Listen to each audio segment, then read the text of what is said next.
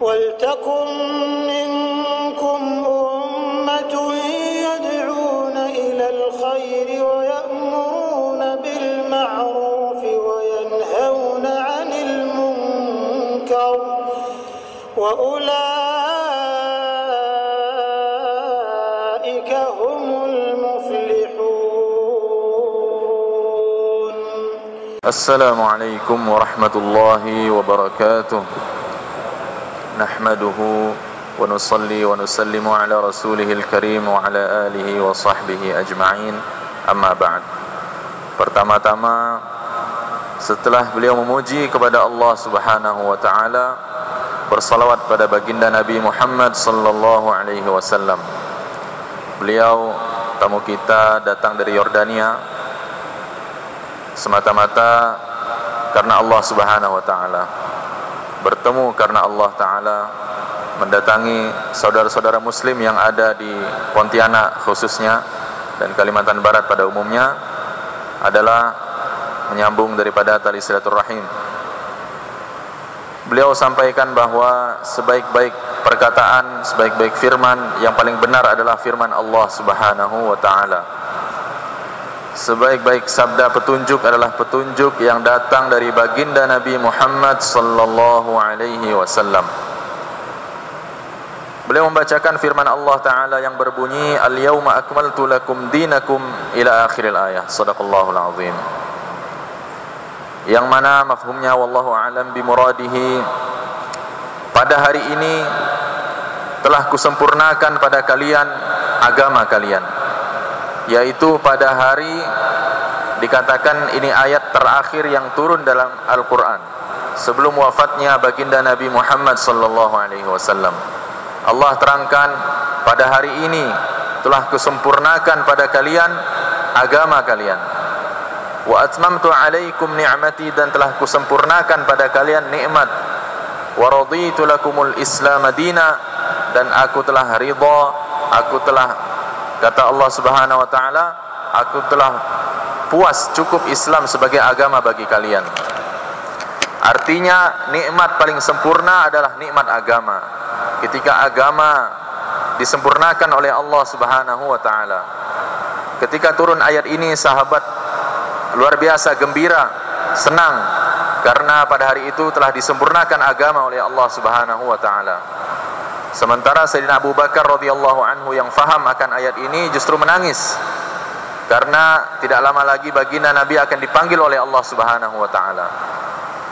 Karena ketika agama sudah sempurna, tugas beliau sudah selesai untuk menyampaikan agama, menyampaikan risalah agama kepada umatnya, sehingga beliau tidak lama lagi dipanggil ke hadirat Allah Subhanahu wa ta'ala.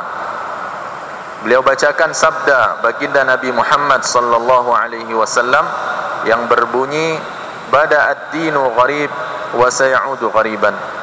Agama datang dengan asing. Mula-mula baginda Nabi sallallahu alaihi wasallam berdakwah sendirian, dan dikatakan macam-macam, sehingga agama ini datang asing.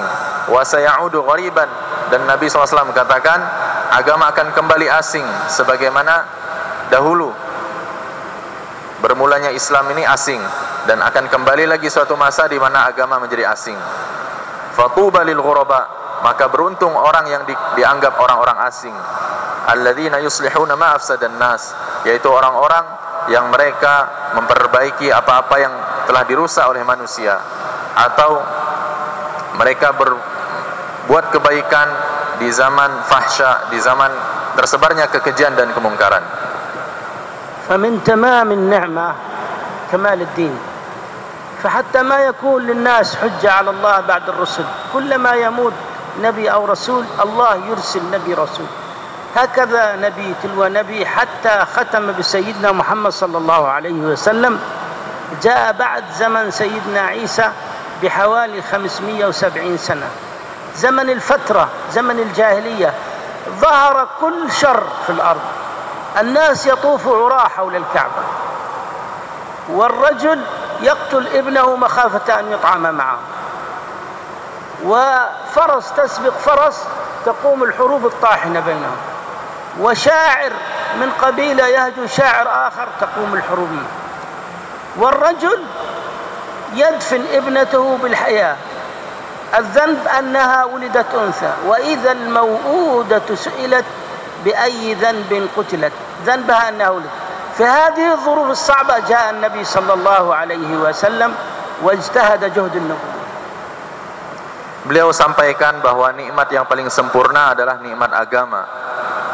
Nikmat yang paling sempurna adalah nikmat Islam dan nikmat iman.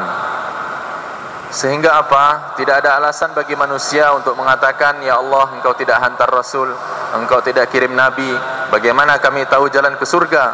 Bagaimana kami bisa menghindarkan diri dari neraka? Hatta la yakuna linnasi 'ala Allahi hujjatun ba'da Rasul. Sehingga Allah kirim Nabi demi Nabi, dari mulai Nabiullah Adam alaihi salam sampai Nabi terakhir baginda Nabi Muhammad sallallahu alaihi wasallam, untuk menerangkan kepada manusia agar manusia tidak ada alasan bahwa tidak ada Rasul atau tidak ada Nabi sehingga mereka tidak mengetahui jalan kebenaran. Nabi Muhammad sallallahu alaihi wasallam diutus oleh Allah 500 tahun setelah wafatnya Nabiullah Isa alaihi salam. Dalam masa 500 tahun tersebut masa fatrah, kosong, tidak ada Nabi. Antara wafatnya Nabi Isa sampai diutusnya Nabi Muhammad kurang lebih 500 tahun. Ketika itu adalah zaman yang mana manusia jauh dari agama. Antara kabilah Aus dan Khazraj terjadi peperangan, antara penyair dari satu kabilah pada kabilah yang lain saling mencela, saling mengejek. Ketika itu Allah Subhanahu wa taala utus hantar baginda Nabi Muhammad sallallahu alaihi wasallam ke muka bumi untuk menerangkan kepada manusia, untuk menyampaikan kepada manusia bahwasanya Allah Subhanahu wa taala Tuhan mereka, untuk menerangkan ini jalan kebenaran, ini jalan surga kepada manusia. Nabi sallallahu alaihi wasallam ijtahada fi Makkah 13 سنة. رسخ في حياة هؤلاء الناس التوحيد بعد أن كان الشرك، رسخ في حياتهم اليقين، فالله سبحانه وتعالى رضي الله عنهم ورضوا عنه. Kurang lebih 13 tahun lamanya baginda Nabi sallallahu alaihi wasallam berdakwah, mengajak kepada Allah, yang mana sebelumnya mereka dalam keadaan menyembah berhala-berhala, syirik, menyekutukan Allah Subhanahu wa taala. Maka Allah Ta'ala karena cintanya kepada hambanya, dikirimlah seorang utusan rahmat yang merupakan kasih sayang dari Allah kepada umat ini, dihantar baginda Nabi Muhammad sallallahu alaihi wasallam. Nabi sallallahu alaihi wasallam لما أذن الله له بالهجرة وهاجر إلى المدينة اجتهد في المدينة 10 سنوات. في هؤلاء 10 سنوات النبي صلى الله عليه وسلم غزا بالصحابة 150 غزوة أو سرية، إما بنفسه يغزو مع الجماعة أو يؤمر عليهم. ففي 10 سنوات علمهم اليقين العملي، التوكل على الله والاعتماد على الله والنصر من الله، وعلمهم حب النبي صلى الله عليه وسلم، وعلمهم كيف يستفيدوا من خزائن الله بالصلاة، يسجدوا ويقتربوا من الله، علمهم كيف يكونوا ذاكرين لله بعد أن كانوا يذكروا شعرهم وآبائهم وجاهليتهم، علمهم كيف يكون الرحمة في قلوبهم على الخلق جميعا، على الناس جميعا، وعلمهم كيف يكونوا أعلم الناس بالحلال والحرام، وعلمهم الإخلاص، أن يكون عملهم خالص لله، ثم علمهم كيف يكونوا دعاة إلى الله في مشارق الأرض ومغاربها. Kemudian baginda Nabi Muhammad sallallahu alaihi wasallam hijrah ke Madinah selama 10 tahun sampai beliau dipanggil oleh Allah Subhanahu wa taala. Di Madinah beliau terus berdakwah, menancapkan keyakinan bahwa tidak ada yang berhak disembah selain Allah. Beliau berusaha, beliau berdakwah kurang lebih 1.500 sariyah. 150 kali Nabi sallallahu alaihi wasallam berangkat untuk mendakwahkan agama. Kadang-kadang bersama rombongan, kadang-kadang terjadi juga peperangan, terkadang beliau berangkat sendiri untuk berdakwah. sebanyak 150 kali selama 10 tahun. Maka baginda Nabi sallallahu alaihi wasallam terus berdakwah siang dan malam, mengajak kepada Allah Subhanahu wa taala. النبي صلى الله عليه وسلم في آخر سنة جمع الصحابة 124 ألف صحابي، وحج فيهم حجة الوداع، وصلى فيهم الظهر والعصر في مسجد نمرة، ووقف يدعو الله سبحانه وتعالى ويذكرهم بكل شيء من بعد صلاة الظهر والعصر إلى الغروب، ما ترك شيئا إلا بلغهم إياه. ثم قال: ألا هل بلغت؟ قالوا: نعم. قال: اللهم فاشهد، ورفع سبابته إلى السماء قال: اللهم فاشهد، اللهم فاشهد، اللهم فاشهد، فليبلغ الشاهد منكم الغائب، بلغوا عني عباد الله، أدوا عني عباد الله يرحمكم الله، بلغوا عني ولو آية. Setelah 10 tahun berdakwah, baginda Nabi sallallahu alaihi wasallam pada haji terakhir, Hajjatul Wada', yang berkumpul sekitar 124.000 sahabat. Jumlahnya 124.000 selama 23 tahun beliau berdakwah. Maka ketika itu baginda Nabi salat zuhur dan asar di Masjid Namirah. Di situ beliau mengumpulkan dan menyampaikan kepada sahabat seluruh apa yang ingin beliau sampaikan ketika itu. Dari zuhur sampai asar, diteruskan maghrib, beliau sampaikan segala-galanya. Terakhir beliau sampaikan, ala hal ballaghtu, wahai sahabat sekalian, wahai para orang-orang beriman, apakah telah aku sampaikan, apakah aku telah menunaikan risalah amanah yang aku emban dari Allah Subhanahu wa taala? Maka semua mereka menjawab, benar ya Rasulullah, engkau telah sampaikan, engkau telah tunaikan amanah yang ada di pundakmu. Kemudian Rasulullah sampaikan pada sahabat, falyuballighus syahid minkum al-ghaib, hendaklah dari kalian yang hadir saat ini menyampaikan kepada orang-orang yang tidak hadir.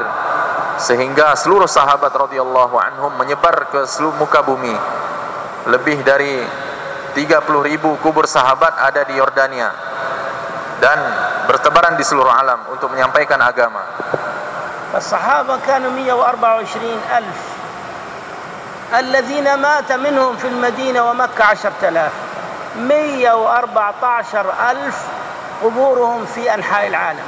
في بلادنا 36,000 قبر للصحابة رضي الله عنهم. منهم سيد الأمة أمين الأمة أبو عبيدة عامر بن الجراح، ومنهم حامل لواء العلماء معاذ بن جبل، ومنهم ابن عم رسول الله صلى الله عليه وسلم جعفر الطيار، ومنهم حب رسول الله زيد بن حارثة، ومنهم عبد الله بن رواحة، وكثير من الصحابة في بلادنا تركوا الصلاة في مكة ب100,000، وتركوا الصلاة في المدينة ب1,000، لكن دلوا بلاد الشام أصبحوا مسلمين من ذلك اليوم 6 سنوات في الدعوة، ثم انتقلوا إلى الفردوس الأعلى. الله سبحانه وتعالى صحائفهم مفتوحة إلى يوم القيامة.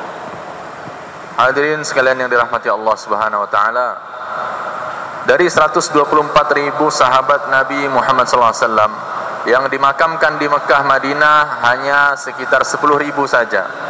Dari 124.000 hanya 10.000 dari mereka yang dimakamkan di Mekah Madinah. Selain daripada itu mereka bertebaran ke muka bumi, bukan mencari harta tapi mereka menyebarkan agama ke muka bumi. Bukan dalam masa yang singkat, bahkan sampai mati mereka sebarkan agama. Lebih dari 36.000 kata beliau di Yordania. Ada di sana Sayyidina Ja'far bin Abi Thalib radhiyallahu anhu, sepupu baginda Nabi sallallahu alaihi wasallam. Ada di sana Mu'adz bin Jabal radhiyallahu anhu yang membawa bendera Islam. Ada di sana Sayyidina Abdullah bin Rawaha dan banyak lagi sahabat-sahabat lain yang mereka menyebar ke muka bumi dalam menyebarkan agama ke seluruh alam. yang mana mereka tahu solat di Masjidil Haram di Mekah sana dilipat gandakan 100.000 kali solat, tapi mereka tinggalkan juga di Madinah 1000 kali solat. Tapi dalam rangka menyebarkan Islam, menyebarkan agama, meninggikan kalimatullah, mereka tinggalkan tanah mereka yang mereka cintai, mereka sampai ke seluruh penjuru dunia. Sampai hari ini kubur mereka menjadi saksi bahwa mereka telah menyampaikan agama, dan sampai hari ini kita memeluk daripada Islam. Sampai hari ini kita tidak lagi menyembah berhala. Ini merupakan asbab daripada dakwah yang mereka buat. Nabi sallallahu alaihi wasallam Allah akhbarahu, ya Muhammad akhbir an-nas qul hadhihi sabili ad'u ila Allah ala basiratin ana wa man ittaba'ani wa subhanallahi wa ma ana minal musyrikin. كل واحد مسلم هو من أتباع محمد صلى الله عليه وسلم يقول لا إله إلا الله محمد رسول الله فهو عليه الدعوة حتى لا يكون مشرك. والله سبحانه وتعالى بعد النبي ما في نبي، لكن كلف هذه الأمة وذكر فضائل هذه الأمة في التوراة وفي الزبور وفي الإنجيل قبل أن تولد. الله سبحانه وتعالى يقول أعطيت أمة أحمد ما أعطيت الأنبياء، وافترضت عليهم ما افترضت على الأنبياء، وأعطيتهم من النوافل ما أعطيت الأنبياء، ويأتوني يوم القيامة ونورهم كنور الأنبياء. والله سبحانه وتعالى يقول إن من أمة محمد لرجال يدعون بلا إله إلا الله على كل شرف ووادي أجورهم علي كأجور الأنبياء.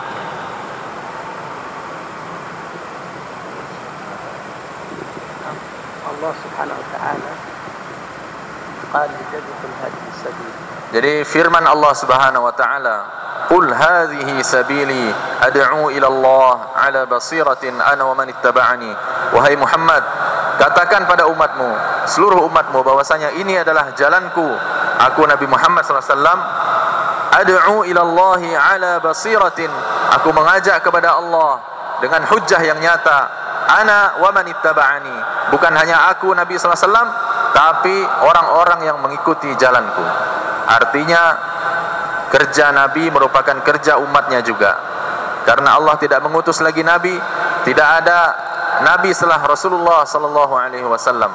Maka tugas Nabi SAW belum selesai, karena beliau diutus sampai hari kiamat, sementara usia beliau hanya kurang lebih 63 tahun. Dan Allah Ta'ala muliakan umat ini, dijadikan umat yang terbaik. Kita telah disebutkan dalam kitab-kitab terdahulu, Taurat, Zabur, Injil, bahwasanya akan datang suatu umat di akhir zaman yang mereka menyampaikan agama. Mereka ini bukan para nabi, tapi tugas mereka adalah tugas yang dibuat oleh para nabi. Mereka akan dibangkitkan dalam keadaan wajah mereka bercahaya, sebagaimana cahaya yang diberikan Allah kepada para nabi alaihimussalam. الله سبحانه وتعالى جمع جهد هذه الأمة بجهد 5 أنبياء رسل إلى عزم.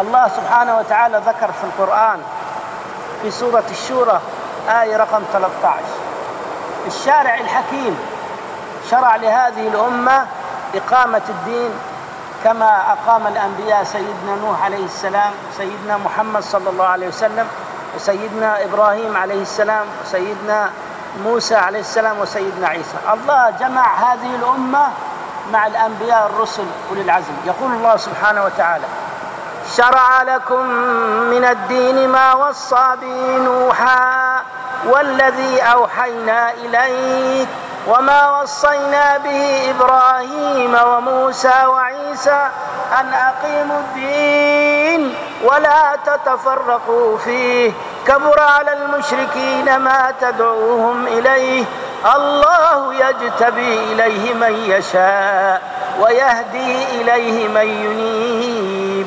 نسأل الله سبحانه وتعالى أن يجتبينا كما اجتمع الأنبياء، ونشتغل في الدعوة إن شاء الله.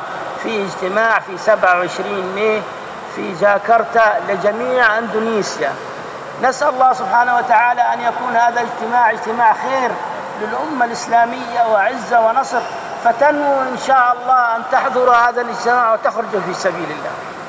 Terakhir hadirin dimakan Allah, beliau sampaikan firman Allah Ta'ala, syara'a lakum minad dini ma wassa bihi Nuha walladhi awhayna ilaik. Sebagaimana Allah Ta'ala telah mewajibkan, memberikan syariat kepada 5 ulul azmi, nabi-nabi yang terpilih, Nabiullah Nuh, Nabiullah Musa, Nabiullah Isa, Nabiullah Muhammad sallallahu alaihi wasallam dan Nabi Nuh alaihi salam. Ini 5 ulul azmi yang terpilih dari 25 nabi dan rasul, yang mana Allah perintahkan pada umat akhir zaman, kita umat Nabi Muhammad, sebagaimana Allah perintahkan kepada ulul azmi tadi. Syara'a lakum, dalilnya jelas, syara'a lakum minad dini ma wassa bihi Nuha walladhi awhayna ilaik. Telah Allah wajibkan, telah Allah syariatkan kepada kalian apa yang disyariatkannya kepada Nuh dan nabi-nabi ulul azmi yang lain.